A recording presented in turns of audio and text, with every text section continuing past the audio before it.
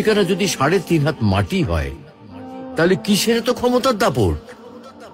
ভোর ৫টায় মৃত্যু, সকাল ৬টায় জানিয়ে দেওয়া হবে মাইকে, ৮টায় শেষ গোসল করানো হবে, ৯টায় তোমাকে নতুন কাপড়ে সাজানো হবে, জোহরের নামাজের পরে তোমার আলিশান বাড়ি থেকে বের করে নিয়ে যাওয়া হবে, ২টায় তোমার জানাজার নামাজ পড়ানো হবে, ২:৩০টায় তোমাকে কবরে নামিয়ে ফেলা হবে।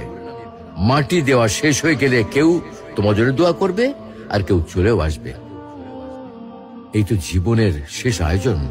তো কিসের এত অহংকার, কিসের এত ক্ষমতার দাপট? হ্যাঁ, ক্ষমতা কারোর জন্য চিরস্থায়ী নয়। অন্যায় ভাবে কাউকে ঠকালে একদিন ঠিক নিজেকেও ঠকতে হবে, এটাই নিয়ম। হ্যাঁ, এটাই নিয়ম। ভোরের সূর্যোদয়ের আলোতে যে পৃথিবী আলোকিত হয়, সন্ধ্যার সূর্যাস্তে তা আবার হারিয়ে যেত দেখি।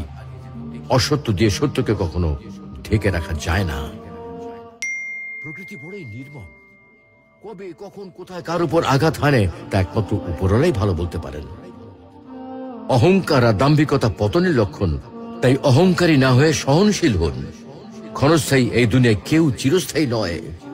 এজন্য ভুলে যেতে হবে সব রঙিন স্বপ্ন, ফিরে আসতে হবে রবের দিকে, কারণ শেষ ঠিকানা তো সেই ৩.৫ হাত মাটি।